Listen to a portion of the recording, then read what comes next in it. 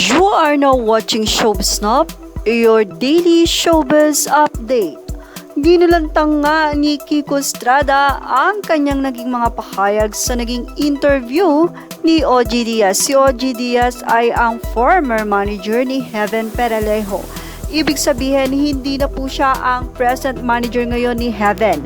Kaya naman wala na pong kinaugnayan maliban sa pagiging magkumare nila nitong si Heaven. Pero hindi na po si OG Diaz ang manager. Paglilinaw lang po. But anyway, doon po sa whole interview, syempre, idininay at itinanggi nitong si Kiko Estrada na sila pa nitong si Devon nang siya ay nag-overlap. Ibig sabihin ay nag-cheat. Dahil aniya, February ng Valentine's Day ay nag-break or wala na sila ni Devon. At nagkita sila o talagang nagkaroon sila ng meet-up nitong si Heaven Peralejo ay May. Pero sinabi niya, a month ago na daw ay nagkakaroon sila ng texting, something like that. Kung tama ang ating naging pag-understand dun sa naging pahayag niya. Anyway, sumagot di umano or nagpa-interview itong si Kiko Estrada dahil na rin sa nararamdaman di umano nitong si Heaven Peralejo na di umano'y depressed ito dahil sa mga bashing at panghuhusga ng mga tao. Sinabi din itong si Kiko na nais niyang yung the best sa kanyang ex. Yan yung pinaka-total ng naging usapan. So, ang pinaka-buod nito ay ang pagtanggi niya na siya ay nag-cheat. Dahil ayon nga sa kanya, bago sila nag-meet nitong si Heaven, ay break na sila ni Devon.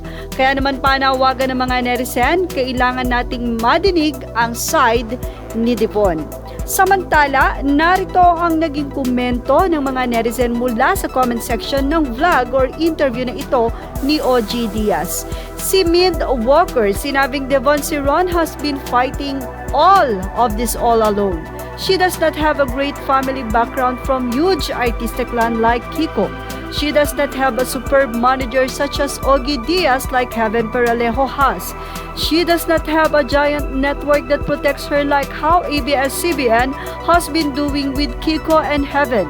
I am very afraid that this story will suddenly have a twist. I'm so scared for her.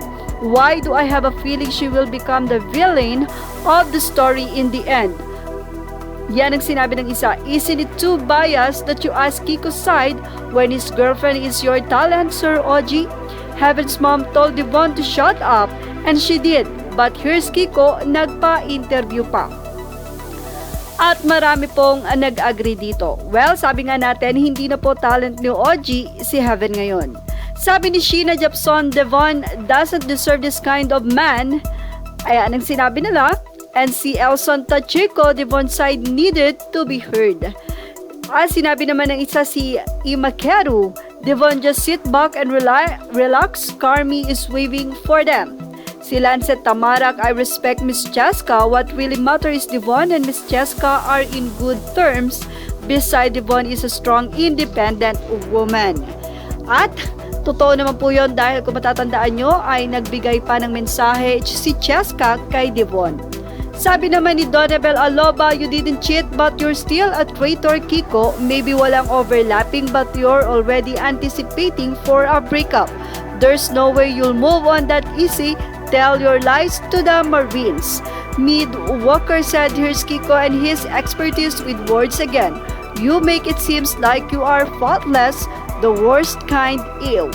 Si Johanna Johnson sinabing knowing Devon, she wouldn't like to be interviewed. She just wants peace. She unbothered, but this interview is a little bit biased. Devon has no one backing up her side but her family, friends, fans, and people who believe her. No big networks such as ABS-CBN who clean their talents messes like Heaven.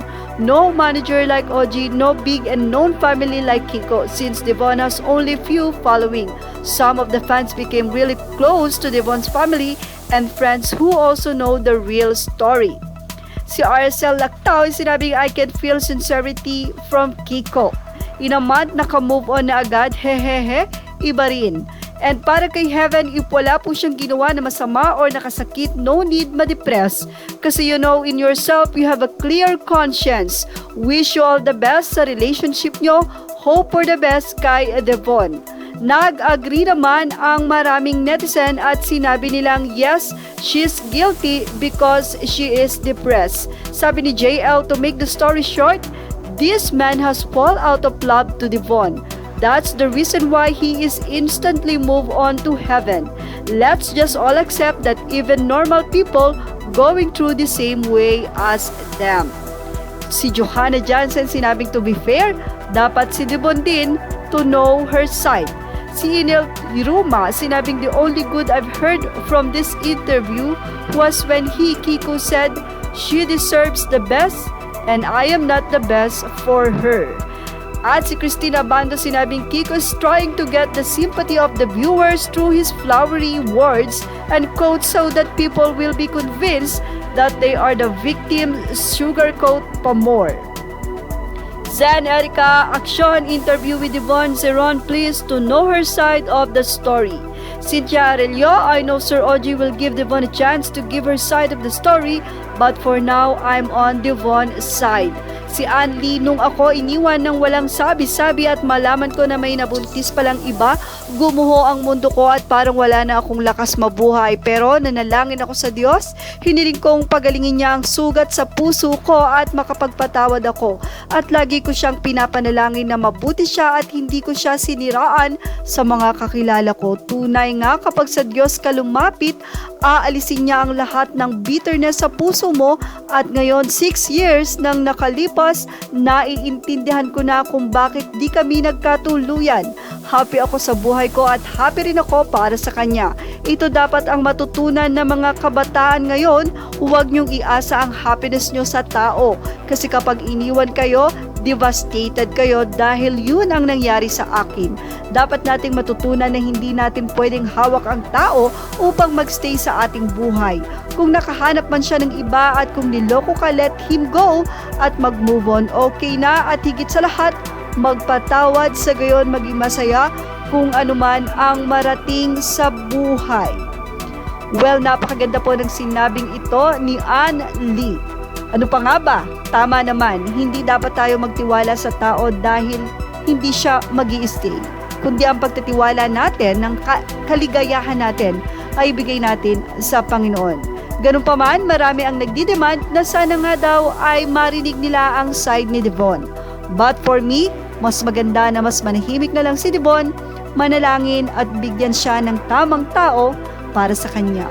Yan ang ating Showbiz Snap Update. Images are all credit to the rightful owners. And thank you for watching Showbiz Snap.